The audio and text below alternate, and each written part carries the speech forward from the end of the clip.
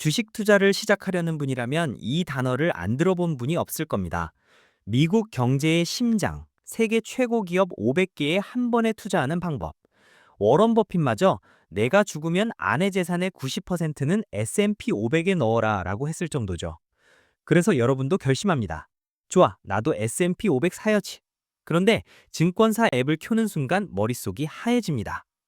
타이거 미국 S&P 500, 코덱스 미국 S&P 500, 에이스 미국 S&P 500, 라이즈 미국 S&P 500. 비슷비슷한 이름이 줄줄이 쏟아집니다. 여기서 끝이 아닙니다. 어떤 건 뒤에 H가 붙어 있고, 어떤 건 TR이 붙어 있고, 심지어 2X, 인버스 같은 낯선 단어까지 등장합니다. 에이, 다 같은 S&P 500 아니야? 아무거나 사면 되겠지. 이렇게 생각하신 분, 손 한번 들어보세요. 그런데 여기 똑같이 S&P 500을 추종한다는 두 상품의 최근 1년 수익률 그래프가 있습니다. 하나는 약 17%, 다른 하나는 약 13%, 무려 4%포인트 차이입니다. 이름 뒤에 알파벳 하나 다르다는 이유로요. 1억 원을 넣었다면 400만 원이 공중분해된 겁니다. 도대체 왜 이런 일이 벌어지는 걸까요? 그리고 우리는 정확히 무엇을 선택해야 하는 걸까요? 오늘 이 영상 하나로 S&P 500 ETF 선택에 대한 모든 고민을 끝내드리겠습니다. 결론부터 말씀드리겠습니다. 핵심은 딱 세 가지입니다. 첫째, 이름 뒤에 아무런 수식어도 붙지 않은 기본형 S&P 500 ETF를 고르세요.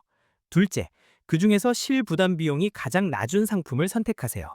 셋째, 본인의 세금 상황에 맞는 계좌에서 매수하세요. 이 세 가지 원칙, 정말 간단해 보이죠? 하지만 각각의 원칙 뒤에는 여러분의 수익률을 결정짓는 치명적인 이유가 숨어 있습니다. 지금부터 하나씩 증명해 보이겠습니다. 먼저 타이거니 코덱스니 하는 이 이름들의 정체부터 파헤쳐 보겠습니다. 여러분, 해외여행 가본 적 있으시죠?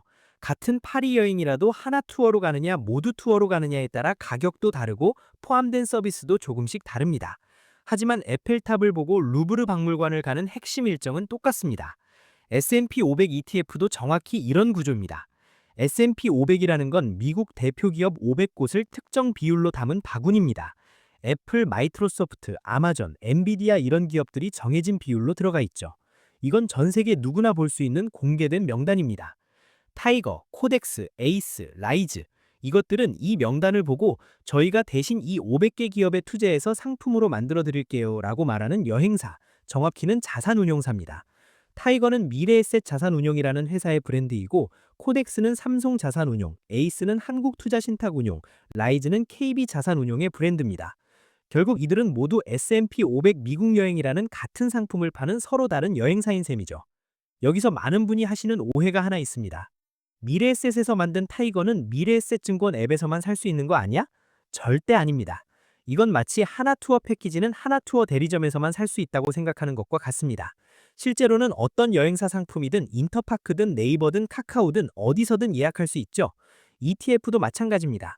여러분이 키움증권 앱을 쓰든 토스증권을 쓰든 NH투자증권을 쓰든 상관없이 타이거든 코덱스든 에이스든 원하는 상품을 자유롭게 살 수 있습니다.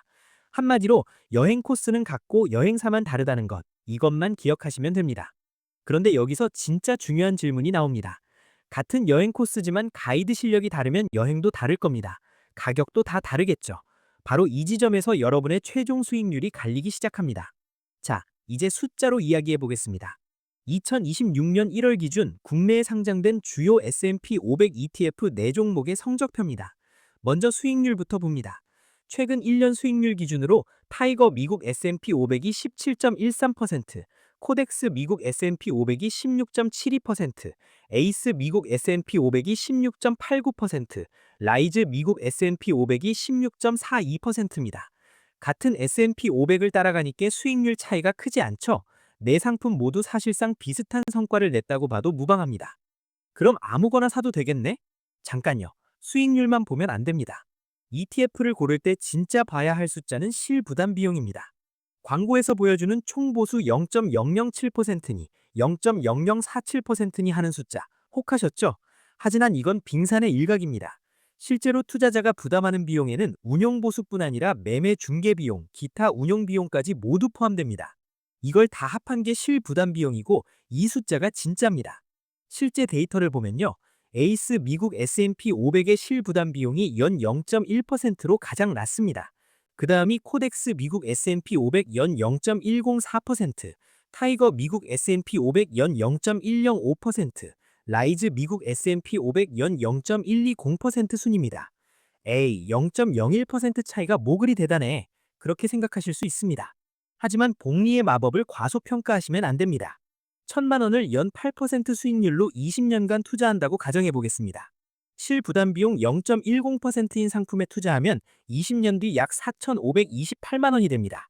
반면 실부담 비용이 0.15%인 상품이라면 20년 뒤 약 4,482만 원입니다.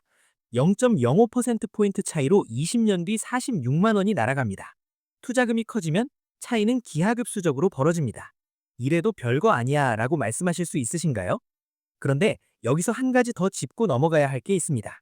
실부담 비용은 고정된 숫자가 아닙니다. 계속 변합니다. 지금 실부담 비용이 가장 낮다고 해서 1년 뒤에, 3년 뒤에, 5년 뒤에도 가장 낮을 거라는 보장이 없습니다. 특히 상장된 지 1년도 안 된 신생 ETF들은 실부담 비용이 크게 출렁이는 경우가 많습니다. 초기에는 낮게 책정해서 투자자를 끌어모으다가 나중에 슬금슬금 올리는 경우도 있거든요.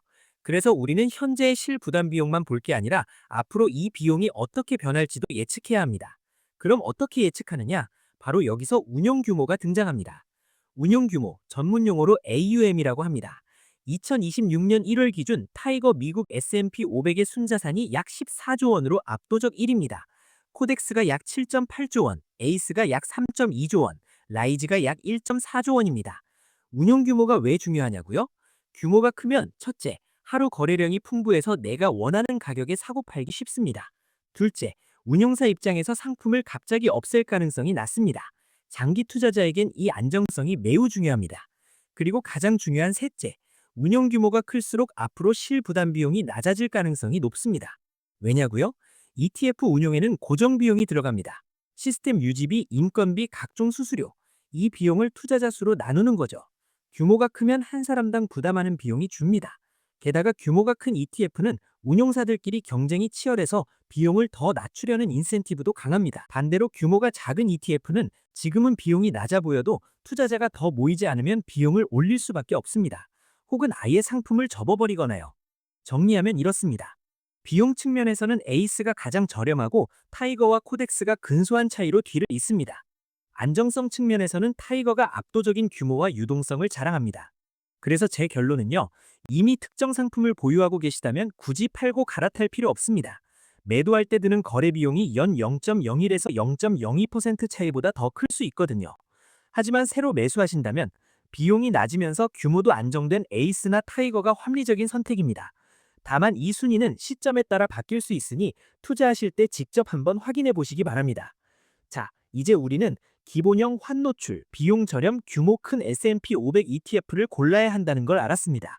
하지만 아직 끝이 아닙니다. 상품 선택보다 더 중요할 수 있는 것, 바로 세금입니다. 똑같은 S&P 500 ETF라도 어느 계좌에서 사느냐에 따라 세금이 완전히 달라집니다. 일반 계좌로 국내 항장 해외 ETF에 투자하면 매매 차익과 배당금 모두 15.4%의 배당소득세가 붙습니다. 게다가 연간 금융소득이 2천만 원을 넘으면 종합과세 대상이 되어 세금 폭탄을 맞을 수 있죠. ISA 계좌는요, 손익을 통산해지고 일정 금액까지는 비과세 혜택이 있습니다. 3년 이상 유지해야 하지만 장기 투자자에겐 매력적인 선택지입니다. 연금저축이나 IRP 계좌는요, 운영 중에는 세금이 거의 없고 나중에 연금으로 받을 때 3.3에서 5.5%의 낮은 연금소득세만 내면 됩니다. 게다가 세액공제까지 받을 수 있죠. 같은 1억 원을 투자해서 3천만 원을 벌었다고 가정해 보겠습니다. 일반 계좌 약 462만 원 세금, 연금저축 계좌 약 100에서 165만 원 세금, 300만 원 이상의 차이입니다. 이 돈이 다시 복리로 굴러난다면 10년, 20년 뒤의 격차는 상상 이상입니다. 결국 어떤 ETF를 사느냐만큼 어디에 담느냐가 중요합니다. 본인의 소득 수준, 투자 기간, 세금 상황에 따라 최적의 계좌는 달라집니다. 이 부분은 내용이 방대해서 별도 영상으로 상세히 다뤘으니 영상 설명란이나 고정 댓글에서 확인하시기 바랍니다.